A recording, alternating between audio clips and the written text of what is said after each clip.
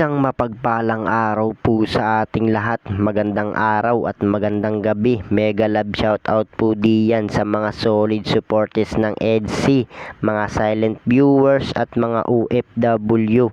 Shoutout po at kumusta po kayo? So yun, Kuya Bal, iuurong na ang kaso laban kay Federico at Beyonce naiyak dahil naawa kay Federico.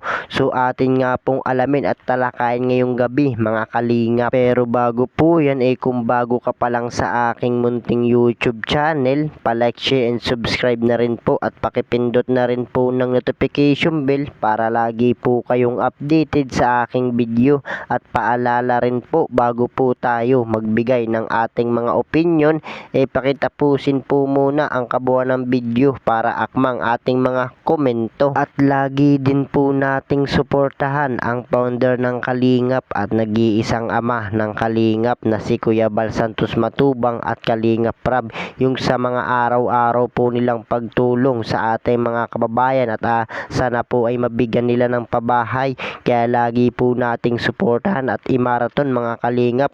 At ganon din po ang kanilang may bahay na si Ate Edna Vlogs at Jackie Tapia. Wag po sana tayo magsasawang sumuporta mga Kalingap. So yun po, Kuya Bal, iuurong na ang kaso laban kay Federico. So bakit kaya at Beyonce po natin naiiyak at naaawa nga po dito kay Federico? So atin nga pong alamin mga Kalingap. Pero bago po yan maibang dako po muna tayo mga Kalingap. Pag-usapan po muna natin ang EDC. So Beyonce at Edo po natin nalulungkot sa mga nangyayari at sumabay pa nga po itong panahon mga Kalingap. Kaya paalala ko rin po sa inyo mga Kalingap, mag-ingat po tayo lalo na ngayon at halos walang tigil nga po ang pag-ulan. So maaari pong magdulot ito ng pagbaha sa ating mga lugar. Kaya paalala po, ingat po tayo mga Kalingap. So yun, EDC po natin habang nalalapit nga po ang 18th birthday ni Beyonce at naghahanda na nga po itong EDC. Lalo na nga po itong si Papa Eds natin. Siyempre gaya nga po ng sabi niya, kahit malayo pa nga ang 18th birthday ni Beyonce, pakiramdam po niya malapit na at ilang araw na lang daw. So dahil sa nalalapit na 18th birthday ni Beyonce at naghahanda na nga po itong EDC, sabay-sabay naman po ang problema ngayon. Talagang nakaka-stress nga po mga Kalingap.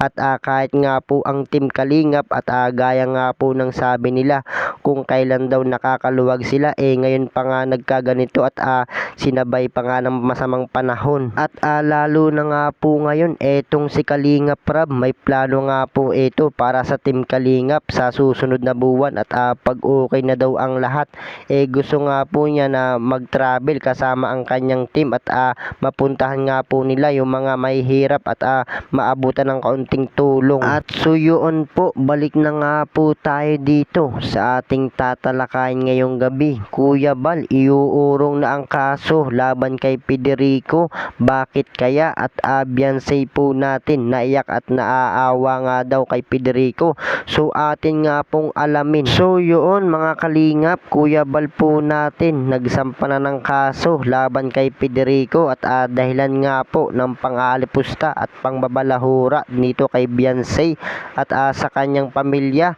So syempre gaya nga po ng sabi ni Kuya Bal, ipapakita niya na si Kuya Bal talaga ang kanyang kinakalaban. At pahayag nga rin po ni Kuya Bal, kung may reklamo daw kayo sa Kalingap, haharapin daw po niya mga Kalingap. Pero sabi nga po ng iba, iuurong na daw ni Kuya Bal itong kaso laban kay Federico. So hindi naman po yun mangyayari mga Kalingap. At kitang kita nyo naman po kung gaano laitin itong si Federico, itong EDC at pati na nga rin po ang pamilya ni Beyonce. At Beyonce naman po natin naiyak nga po sa kanyang gagawin at naawa nga po siya. So talagang napakabait na bata nitong si Beyonce.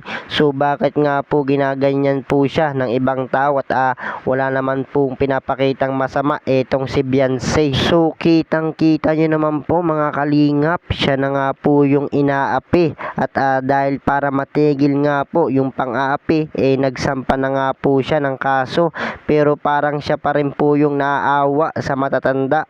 So talagang napakabait at napakamaawain nitong si Beyonce, mga kalingap. So wala pong magagawa etong si Beyonce at gaya nga po ng sabi ni Kuya Bal, pag iuurong ang kaso, patuloy pa rin etong si Federico sa kanyang panglalait at pangbabalahura dito sa kalingap. Kaya tuloy po ang kaso laban kay Federico, mga kalingap.